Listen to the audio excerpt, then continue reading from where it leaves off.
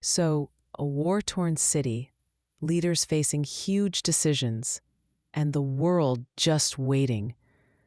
Do you think Istanbul is heading toward peace, or is it just more conflict ahead? Well, today's May 13th, 2025. In just 2 days, we might see something that's never happened before. Direct peace talks between Ukraine and Russia, and possibly Zelensky and Putin meeting face-to-face in Istanbul. Let's break down why that's such a big deal. Right. And what really jumps out is that this could be their first direct meeting since Russia's full-scale invasion began. For context, Zelensky actually made a public call to Putin. He said, "I'll be waiting for Putin in Turkey on Thursday." Personally, the stakes here just feel, well, higher than ever, don't you think? Yeah, absolutely. Zelensky's move really puts diplomatic pressure on Putin.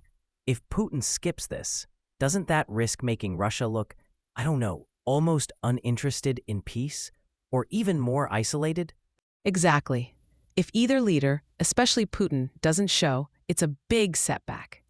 It would just reinforce doubts about whether Russia wants to negotiate seriously. But if both turn up, at least there's some signal of commitment, even if people are still skeptical. Let's talk about the ceasefire.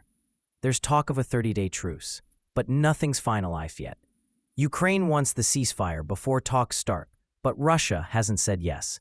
Why is that such a sticking point? Well, if fighting keeps going during talks, the whole thing risks being just a pause, not a real step toward peace. Analysts warn that Russia could use that ongoing pressure as leverage. So, is a ceasefire what makes the talks credible? Most would say yes.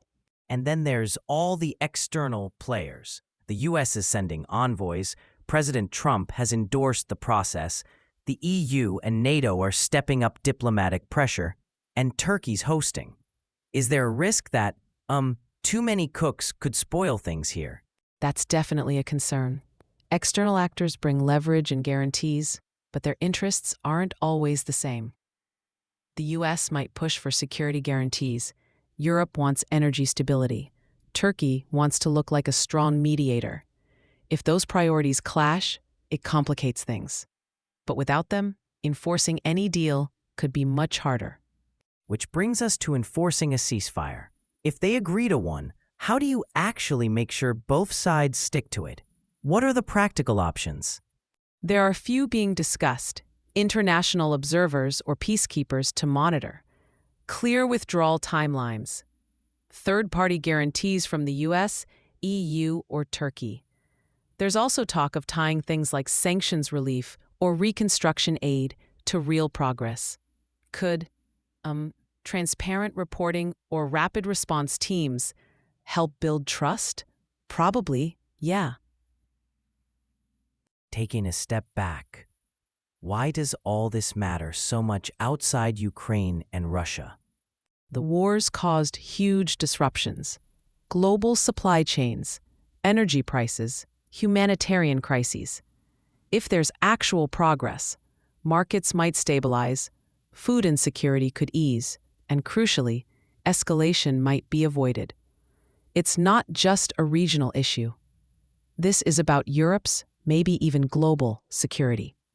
But there's still skepticism. Some analysts say Putin's sudden willingness to talk might just be tactical, that Russia could keep fighting while negotiating. Is that a real risk? It is, and that's why everyone's watching so closely. If these talks are just for show, or Russia keeps up the offensive, future negotiations could lose all credibility. But if there's genuine movement, it might be a real turning point. So as Thursday approaches, the world's basically holding its breath. Will this be a breakthrough, or just another round of diplomatic posturing? Either way, what happens in Istanbul could ripple far beyond those talks, affecting millions, global markets, and the whole security setup in Europe. That wraps up our deep dive for today. We started with leaders facing huge choices in Istanbul, and now the whole world is watching to see what comes next. Thanks for joining us as we broke down what's at stake and what to keep an eye on. Stay tuned for more updates as events unfold. Thanks for listening.